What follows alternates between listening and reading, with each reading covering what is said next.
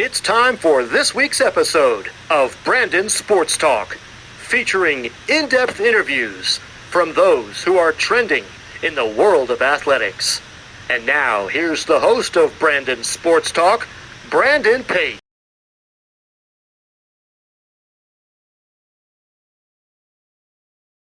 Welcome back to Brandon Sports Talk. In today's episode, I have the privilege of interviewing the York University's head women's basketball coach, Coach Corinna Minjarez. How are you doing today? Doing good. Can you talk about how you knew that you want to get started in coaching in college women's basketball?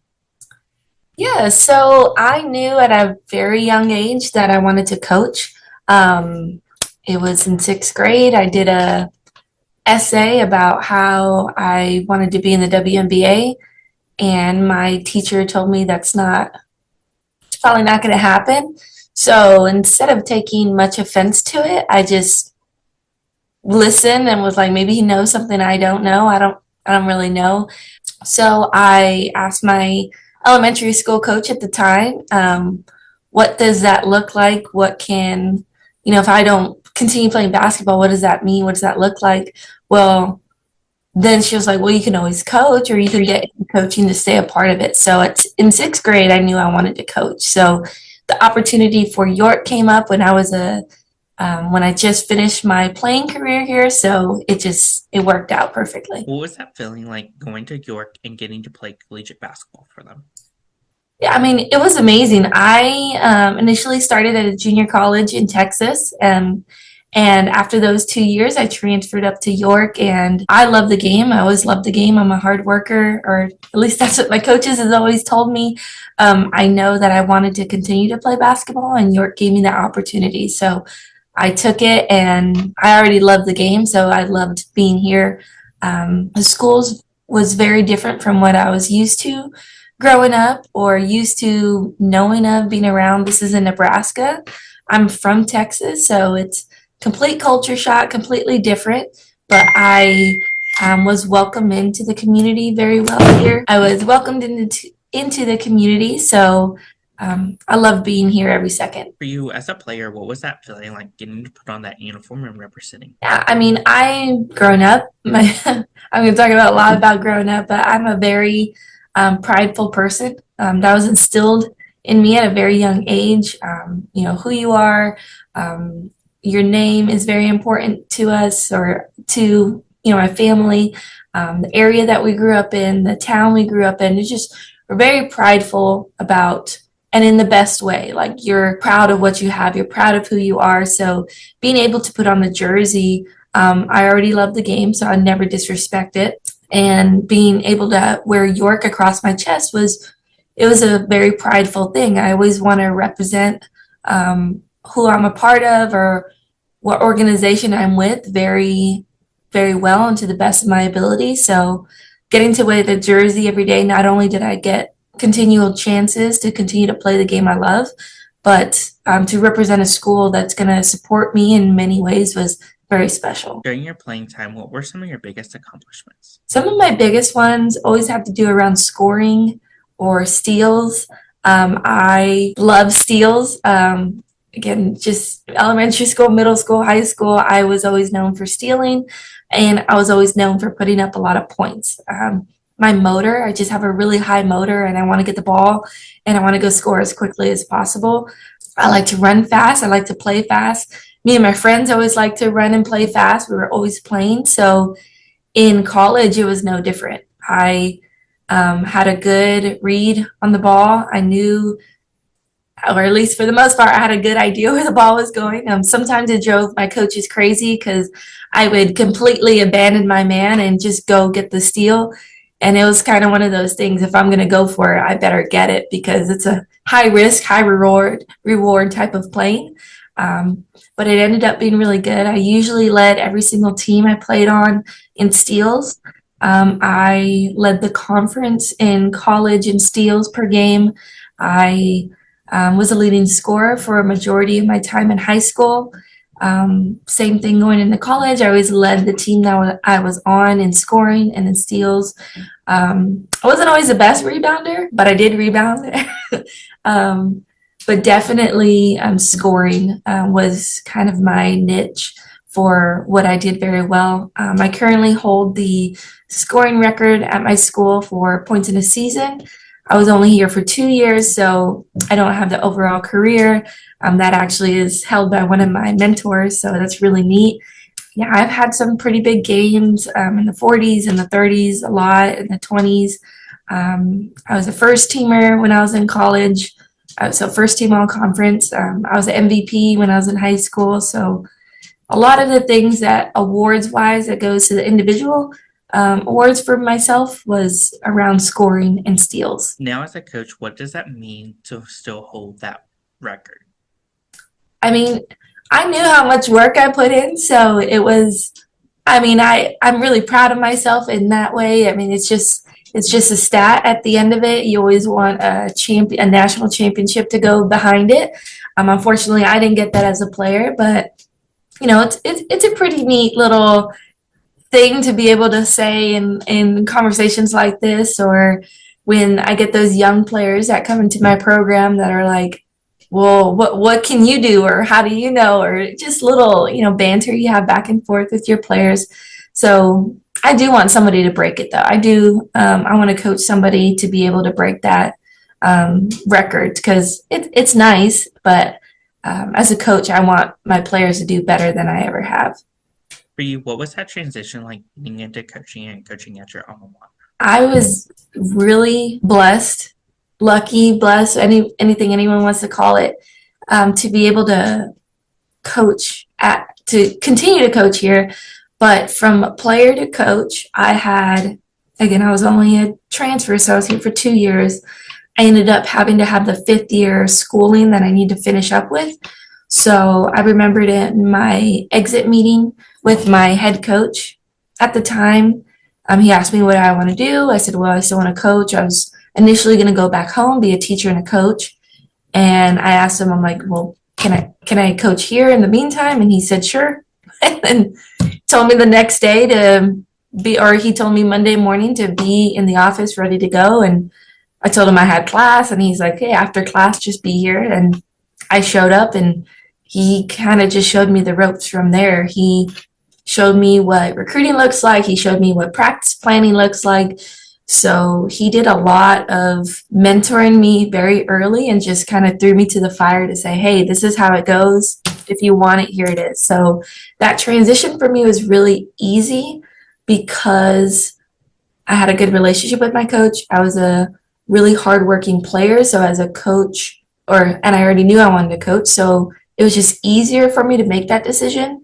Some of the harder things came in the off the court setting. So still being a student, and if I wanted to be taken seriously as a coach, I had to learn how to separate myself right then and there. Like, hey, if you want to coach, you now can't be, hanging out with your friends too late. You can't be doing this. You can't be doing that. And as a senior in college, I was kind of like, okay, like if that's what I want to do, I have to make that decision and stick by it. And that's what I did. So at times it was really hard to put aside my last year in college, or last extra year in college, I guess, hanging out with friends or going out late, or even just simple things. I had to put that on hold because I really wanted to take my coaching seriously and earn the respect from my head coach, as not just he can trust me to go get a bucket, but can he trust me to be a professional on the sidelines next to him. During your time as assistant coach, what was that experience like for you, and what were you learning during that time? I learned a lot. I was at a smaller school like York. We have a JV program. So I was the head coach for my JV team, and I still talk to a lot of those ladies today. That was almost 9 years ago. I still talk to a lot of those ladies today. That team is really special, and they still have a special spot in my heart because it's my first team as a head coach. So I was a JV head coach. So I ran all those responsibilities, scheduling, practicing, weights, everything with them. And my coach let me do offense and defense how I wanted to. So it was a lot of hands-on. What do I get to do? How do I get to see what works? All the ideas I had as a player, like, oh, I'm going to do this when I'm a coach. Some of them really didn't work because, again, I didn't know what I didn't know. So there was a lot there that I just learned hands-on wise. And then being the assistant right next to my head coach, it was a lot of listening. It was a lot of backing up. It was a lot of echoing what he wanted and how things needed to be done. It was a lot of reading the room in the office of figuring out what I need to get done. Sometimes he would tell me exactly what I need to do, but there's also a whole pile of other things that need to get done. And as an assistant, if you can read the room and understand how it works and what needs to be done, anything you can do to make your head coach's life and job easier, do it.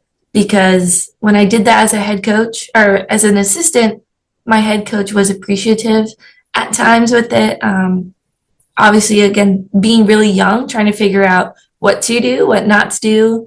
It's still his program, but I'm right next to him, supporting him in that. And I want to leave my footprint on this. I want to, be involved in it. So it was a lot easier for me because of how open and willing my head coach was to allow me to be on staff at a very young age and to be able to just figure it out. I wasn't able to, I'm not able to go on the court anymore and read it and just go get the ball. But I have to do that same type of learning style, or at least I took that same type of learning style and applied it in the office. Let me read the room. Let me figure out what I got to do to get the job done.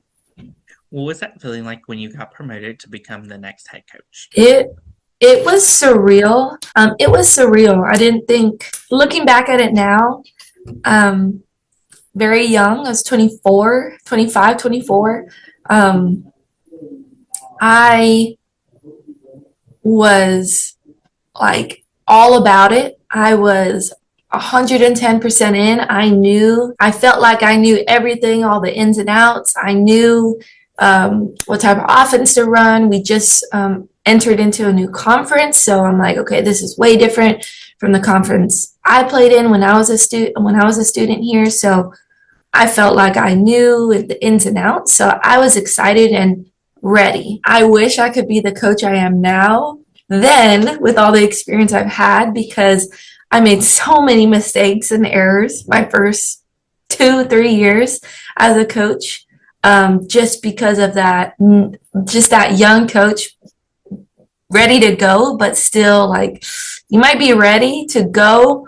There's still a lot to learn, even when you get the title of head coach. So I was really excited. My athletic director at the time who hired me, really great man. He's currently, he was our interim president just a few months ago. Now he's our vice president of the school. So it's neat to see like his growth, him giving me a chance when I was so young. But I think it was an interesting move, knowing everything I know now on the administrative side.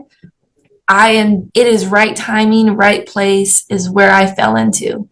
And being able to earn that job or earn the title as a head coach is really special.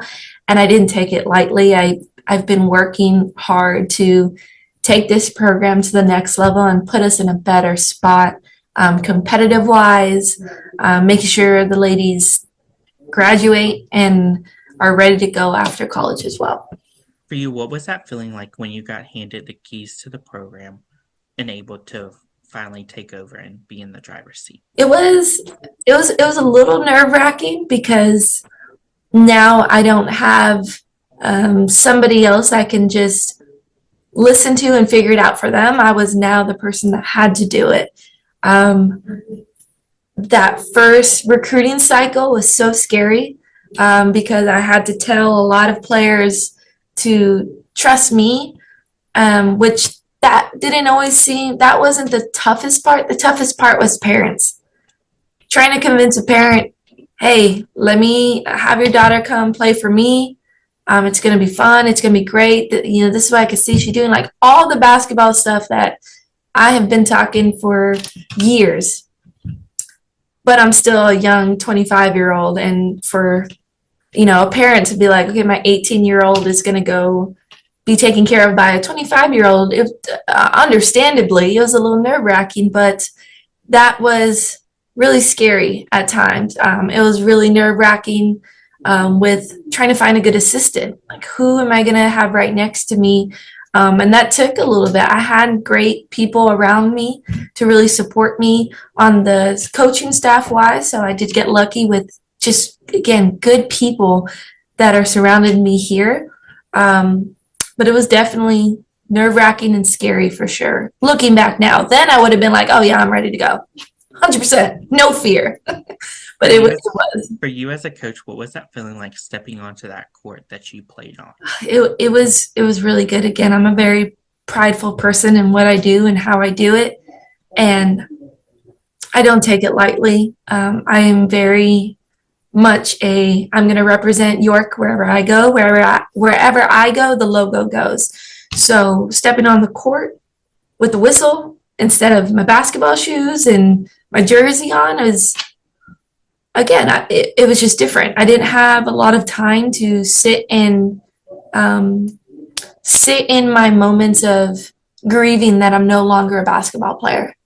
So I jumped right into coaching. So it wasn't like it was emotionally hard or it was physically challenging. It was just, I knew I wanted to do this. I have been prepared for this because, again, it started at such a young age. So stepping on the floor with the whistle was exciting. I've worked for this. What was that feeling like when you got your first career win as a head coach? It was really fun because it was right the day after my birthday. So it was so fun. I still have the basketball in my office. That was the first win. The first win was on our floor. So, and it was during homecoming. It was just a big event. We have homecoming for our basketball here at York. Again, no football, smaller school, but it was so fun. It was so awesome. The excitement that the ladies were playing with, the excitement they had after the game for me, for them. It was just a really good feeling. I mean, I remember that day. It was thrilling. It was nice to see everybody in the crowd, the AD that hired me, the other coaches to support. Like, just it was awesome, and it's one of my core memories for sure. What does a typical game day look like for you as a coach versus for your players? Oh man, as a coach, now that I'm definitely gotten the hang of how to prep for the game, how to make sure the ladies are ready to go for the game. Game days, to me, I've told my like SID or game day admin or AD, I don't like waiting. I can't sit around and wait. I get fidgety. I start trying to figure out something else. I do take the same mentality I took when I was a player. Nothing else matters on game day. Don't come to me and bother me with all these other things. I don't want to worry about it. I don't need to use any other thoughts, ideas, worries. I don't need any type of nervousness from anything else. I'm just worried about the game. So there's a lot of downtime because at that point, I've learned either your team is ready to go or they're not. If they're not ready, it's on you as a coach. So there was there's not a fear anymore of that. Like, we know we're ready until game starts, and then if another team throws out something else, you didn't prepare the team, then you're like, okay, never mind. The one thing we didn't go over, now I'm worried. I should have been in the office looking over different things. But typical game day, if we're at home, it's a lot of waiting around until at least about an hour and a half before the game. Then it's making sure the jerseys are out, making sure the floor looks nice and clean, and we're going to have good grip on the floor, making sure my game day staff, my SID and AD do a great job of making sure all the cameras are set up, the concessions are ready to go. I mean, just all of the operation side, they make sure it's all ready to go. So I'm lucky to have them, and I love what they do to make my life easier on game days. But it really is just a lot of downtime. There's not a lot of things going on behind the scenes. Conversations I have with my assistants. They're warming up. We have our 2 little talks with the team before we actually go out there and, tip off. But there's not a lot that goes into game day unless we're on the road. Then I got to get in the bus, I drive the bus, we go eat lunch, get to the game, play the game, come back, drive that same night. Can you talk about, of course, the culture that you've started to build for the York program? Yeah, so the culture that I always wanted to have in this team embodies a lot of who I am as a person and who I am as a player. I don't like excuses. I don't like the pessimism of or pessimistic thought of we're not going to win, we can't win, I can't do something. I don't like any of that because I'm such a believer and I'm such a dreamer and I've understood if you put in all the work you need to put in and you go out there, it's not just about the win or the accolades. It's did you prepare yourself enough to go get whatever it is, win, loss. You're not always tied to the result. You got to do everything you possibly can and then play it out as it may. Play it out as it may. So with that, it's a hard-working environment. It's a hard-working culture, understanding and knowing that when you put the work in, doesn't always mean you're going to get the result you want. But if you don't put the work in, you'll never get the result you want ever. Like it just doesn't work. So instilling hard work, instilling that you got to believe in yourself. It has to start in your mind. It has to start in your heart before you even start working. Like if you're going to constantly doubt yourself, if you're going to constantly listen to the negative things, if you're going to surround yourself with that, that's you're limiting yourself. So trying to, exude as much confidence, positivity, steps to how to be a good basketball player is what I've always wanted the program to be like, the culture around it. I also I'm a coach that always says attitude is part of it. Your attitude is everything. It doesn't mean you're always going to have a smile on your face when you lose a game. That's not because you're crying, because you're mad, because you're upset. That's okay. Like totally okay. Competitors are going to compete. Competitors are going to do what they need to do. Champions always do what they need to do. And it doesn't always mean they come out with a win. But this culture of taking care of yourself, believing in yourself, work hard for yourself, work hard for your team, work hard for those that have put into you. It's a mix of a lot of different things that I've learned throughout the years, even modifying things that I learned as a player from my great coaches that I've had, and making one big culture or one big positive environment for my players to be able to thrive in. So I believe if I'm putting the right people in the program and if I'm saying and doing the best that I possibly can too, because that's also a part of it, then that culture is really going to be strong. And I think that's held true for the past few years. Again, my first years, I think it was there. It was a lot of making, deciphering through what do I need in the locker room, what type of player, what type of attitude, what type of person, is it a culture fit for the school, is it a culture fit for the team? There's a lot that goes into finding the players to withstand the culture that I have implemented. Who are some of the teams in your conference that you compete against? So our conference is growing. We currently have 14 members in our conference. So we play teams like Kansas Wesleyan, Tabor College, Sterling College, Friends University, St. Mary's, McPherson, Bethel, Avila, Oklahoma Wesleyan, Evangel, Southwestern College. Hope I didn't forget it, Bethany. So there's a lot of schools in our conference that we compete against. What is that home game atmosphere like when teams like Friends and Oklahoma Wesleyan comes versus going to Kansas Wesleyan? Oh man. So even record-wise, it shows that we do a lot better at home. Our home, the men's coach used to say, we have a home court advantage all the time because of our fans. The atmosphere here is awesome. And I know every single coach will always say that, so I'm no different. You're always going to be biased for your school, but it really is awesome. Again, from my game day administration, game day staff that sets everything up is awesome. The court always looks nice and shiny and ready to go. The athletic trainer is very skilled, and he's always preparing our athletes. So for preparing our athletes to hit the floor.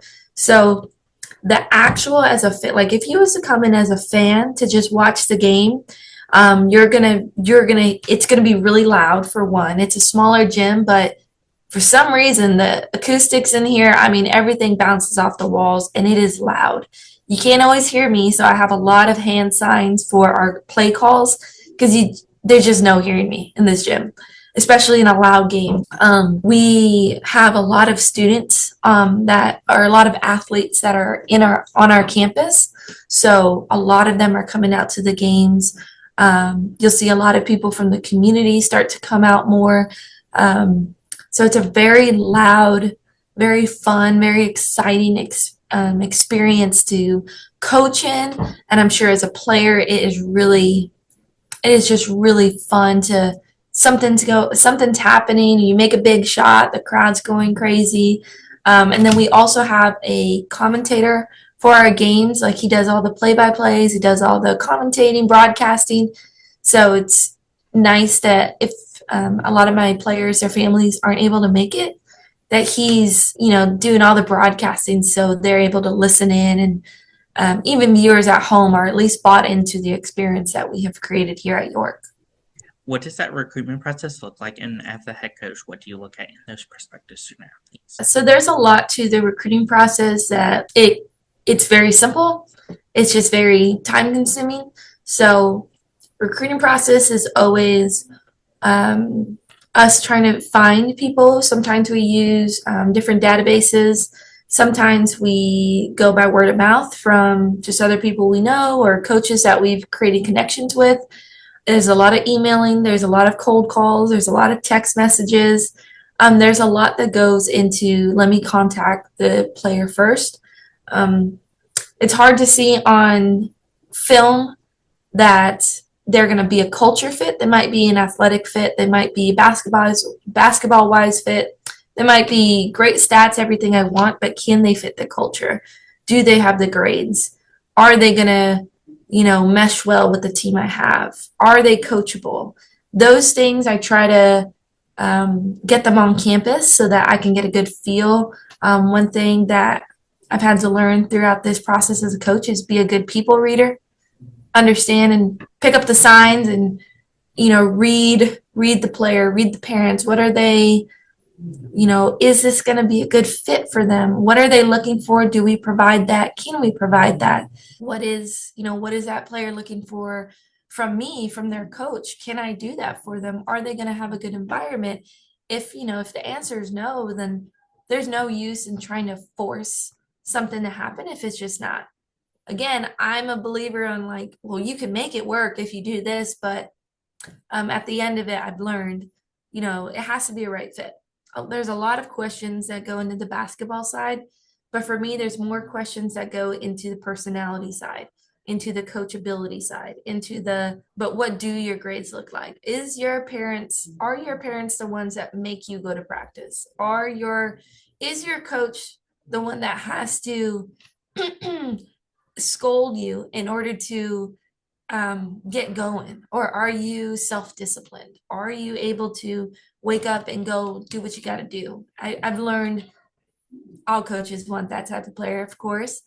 But I've learned at a place like York where we're still kind of on that verge of get into that next level, get into that team that's going to be in that top half, get into that team. We need those players that are going to want to get the work in. And if they don't, then it's just not going to be a good fit. As a coach at your alma mater, what is it like seeing them fall in love with the campus and I think that's something that makes me so happy just as a person. I know when I came to York, my experience I had as a player. I know my experience I had off the court too. The professors that some of them are still here, some of them have retired, but those genuine connections you make, like people you don't even know from a different part of the world, and you get here in a small town of Nebraska and they become your biggest cheerleaders, or they have good conversations with you. I became a Christian when I came here, not right away, but I was exposed to who Jesus is, who God is, what that looks like in your life. So I know if I didn't come to York, I I don't think I would have became a Christian. So I mean, just you think of monumental things that happen in players' life, um, or sorry, that happened in my life that I get so excited when I see players just having a good time. They are meeting different friends outside of their team. I'm getting calls from different professors, or I'm getting emails from different professors about, hey, your player is doing awesome. Like that is just so exciting because they trusted me to be their coach to bring them here, and now they're seeing that end of it. And I'm never a coach that is like, your success is because of me, their success is because of them. They just trusted me to come here. So I get so happy for them. I want everybody in my program to do well, I want them to win on the court. We need to win. We want to win. But man, when they're just having so many good connections. I had a player get engaged the other day. Like just it's just so neat to see them grow up, go through their challenges, go through their low points, and then see the success. And sometimes that comes off the court, and it just makes me really happy for them. As a head coach, what is that feeling like in alma mater, like getting to put on that jersey, seeing your freshmen put on that jersey? I wish I could like pan over my wall right here because I have my two jerseys that I played with on the wall. I love the number 22. So I always have this running joke no matter what. No, even if they think it's funny, I don't care. I think I'm hilarious. Um, that whoever puts on 22, I'm like, it's the greatest number of all time. So, there's a lot of pressure with this jersey. If you're going to literally wear number 22, you gotta make sure because there's still a lot of juice in it. You gotta, are you able to handle it? So, to literally see them put on number 22 it's so cool. I think I love the number. I love the excitement. I love the little jokes that we can have on the side. But for any of my freshmen to put on a jersey that says York across their chest, and to play on the floor, it's awesome. It's exciting. It's seeing them at 18, 19 years old to start and begin their career, and I want to keep them for all 4 years. Just to see them now, and I just can't wait to when I see them their senior years. It's going to be incredible. As a head coach, what is it like seeing them achieve those first big milestones in their careers, like first points? Well, so for example, this year I have this player. She didn't just score a few points. She scored about 20 something in her first game. The next game, she could score like 30. So that is neat to see that. Like just her getting out there, playing in the game. That's exciting. I had a freshman on varsity that plays very well and does a lot of good things. So it was neat to see her as a freshman hang in there against a senior or a junior when she's on the floor competing. So I know who she is, and she knows, and the other team doesn't. They just see her as a competitor. So it's neat to see that that growth that's going to happen with them. As a head coach in alma mater, what is it like seeing those seniors putting on that jersey for the last time? That one's more of the sad one. That is like, I selfishly want to keep them forever. I don't want them to leave. So when they put the jersey on for the last time, one, I always want it to be a home game because when it's on the road, it's just always different. But when it's at home, there's a little bit more sentimental value there. This last season, our last home game, or their senior night was at home, but it was also our last home game. And I saw a few of them wearing it a little bit longer than usual. Taking pictures, doing that. I think it's really special in those moments, and I feel for them because there's a process that I hope I've done a good enough job to prepare them for, in order to grieve that time of them being a college athlete, whether they go play after that or not. But I just want them to be okay with it, where, they put on a jersey, now they're taking off the jersey. Their identity wasn't based off putting that jersey on. What is that like, getting to see those seniors achieve those last milestones, like first 1,000 career points? Yeah, it's pretty fun to see them again, the accolades. People do say it's not about the accolades, or is this, but it's a big deal too. It's awesome. It's nice to know you sure you didn't do it only for that, but you did that, and you deserve congratulations. You deserve your name to be on a record board. You deserve that because you put that work in. We're not gonna. I don't belittle any of that. I don't care if it's for example, after games, I have a good idea of what people's career games are, and like for example, we had a sophomore this year. She hit her most points she's ever hit in her entire career playing. So that's acknowledged. So making sure they get that acknowledgement, especially seniors, it's a really big deal. As a head coach, what is it like seeing those players go on and playing professional basketball after their career? Yeah, I think that's really a credit to them if they want to continue to play and if they get picked up by the team that, best suits them. I think overall playing basketball is it's fun. It's exciting. And if you can get paid for it, absolutely. Why not do it? So if or when my players do continue to play professionally, I currently have one. She's still in Spain. She's from Spain originally, and she plays on her professional team. So it's always fun to watch her Instagram or watch her, social media to keep that up. I've watched a few of her games, even with the time difference, just to again tune in, show my support. It's exciting that I was just a little piece of it, or York was a little piece of their journey that does continue. What is that like getting to see them going on and going into coaching after their playing career? I probably love that more than I say, because there is a saying that I've said before. I don't even remember when, but every player has a coach that made them want to coach, or every coach has a coach that made them want to coach. There you go. Every coach has a coach that made them want to coach, whether that being good or whether that being bad. Every single coach has had some type of coach that helped them get into there. So whether that be they want to jump into coaching and do everything completely different from what they've seen before, awesome.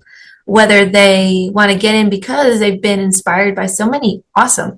When it's my players that want to stick around and coach with me specifically, I am thrilled. One, because I keep them longer.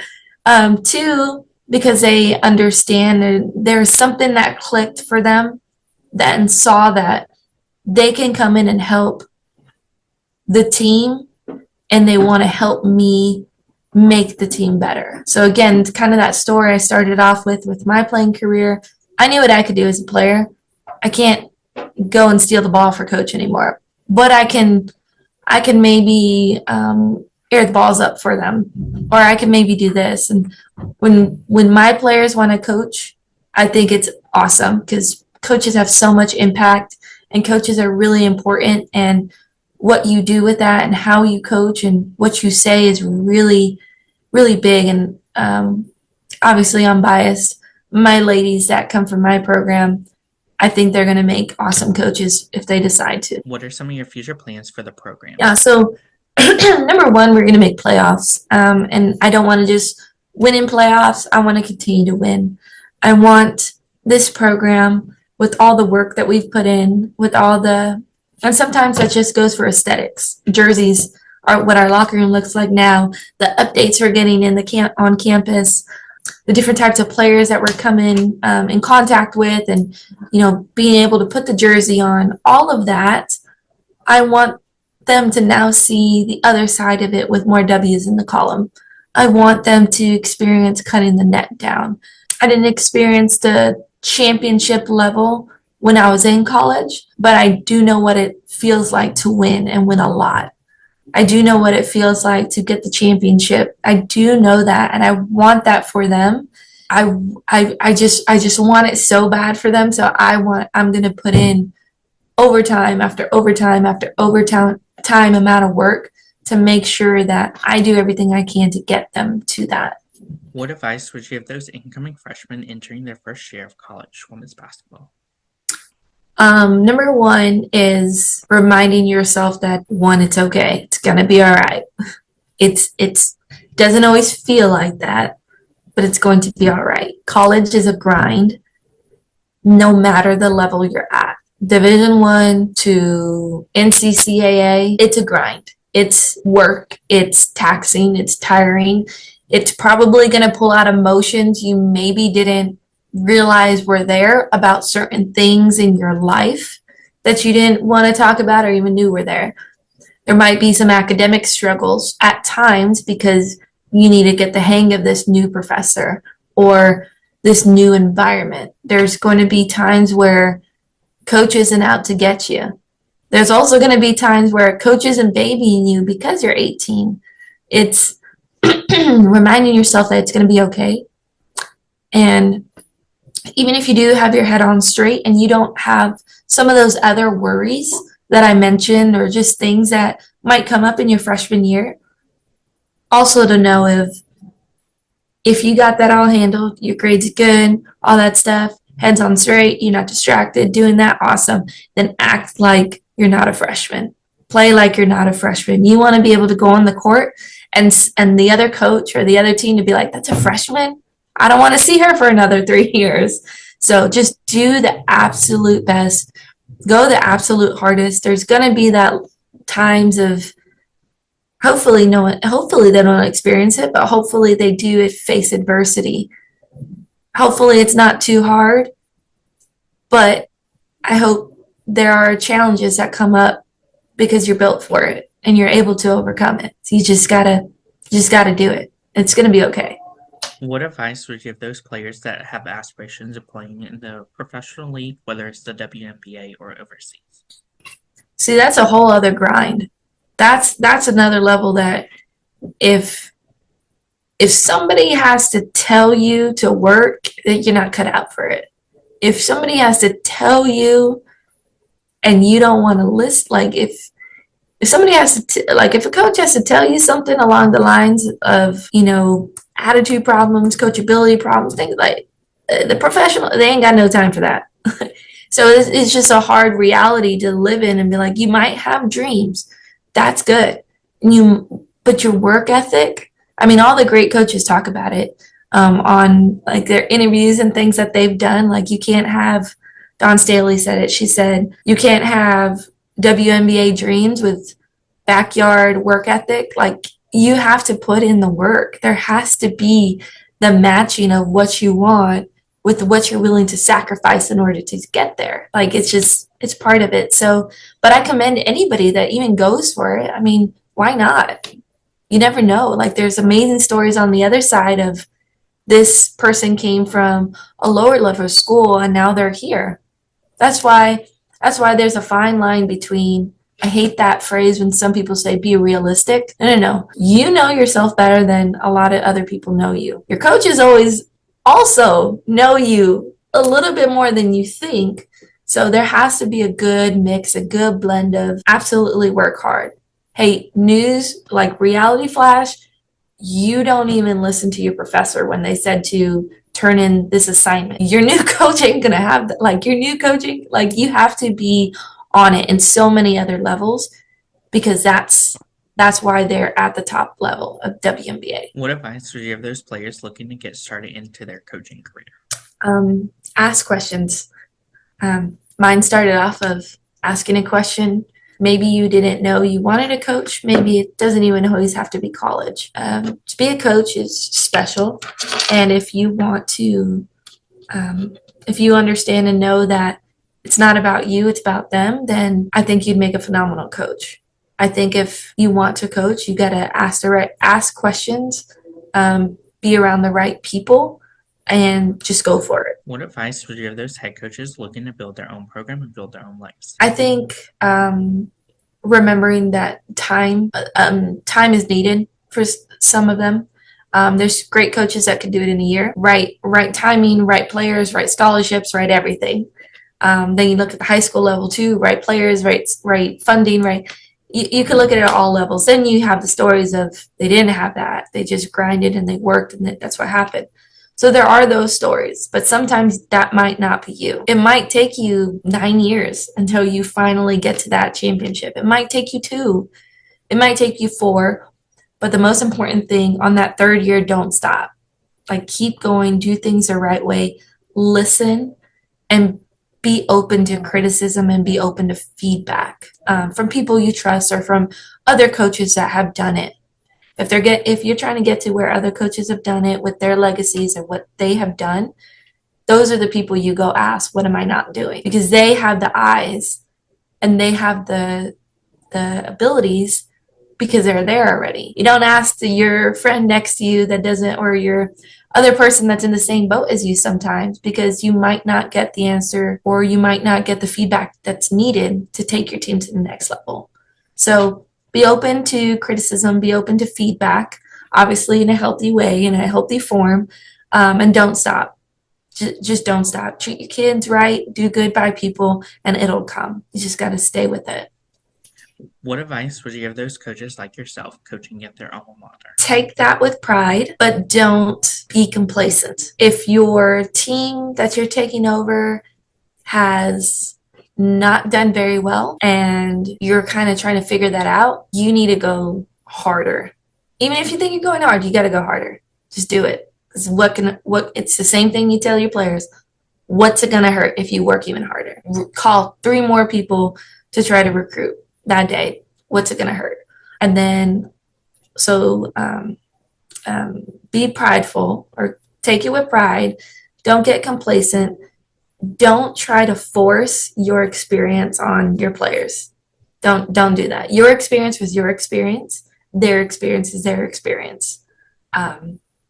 It might have been great for you. It might have been bad for you. Either way, you want to do good by others, do good by your players, and help them, but not live through them. You want them to have their experience and it be different. You don't. I got the best advice when I was a freshman in high school. My varsity coach, she was my coach, Coach Graham. She said, because we were talking about what do you want to do, and I was like, oh, I want to coach. And she's like, okay, if you're gonna coach, what you gotta know is do not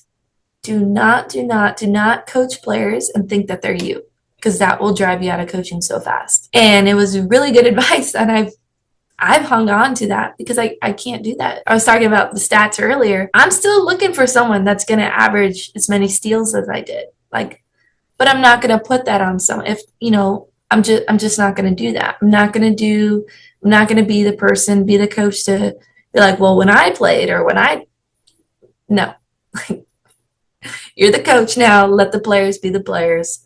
So that's kind of the best advice. So be prideful and, take that and, run with it. Don't get complacent, and then don't put your experience on them. That's great advice. Where can my listeners find you at on social media along with the program at? Social media, well, my social media is Corinna Minjarez. It's just my name. It's on Instagram and Twitter. And then for my my basketball page, it's YU Panthers, WBB. And then the website for the school is yorkpanthers.com. yorkpanthers.com. My assistant just got here. Sorry. Thank you again, Coach Corinna Minjarez, for your interview, and best luck in your future. Thank you. You can find Brandon Sports Talk on Instagram at Brandon Sports Talk, Twitter at Talk_Brandon, and you'll find me on YouTube at Brandon Sports Talk. Don't forget to like, comment, and subscribe. Thank you again, Coach, for your interview, and best luck in your future. Thank you so much. You've been watching Brandon Sports Talk. Please feel free to like, share, and subscribe to Brandon Sports Talk on social media and on YouTube.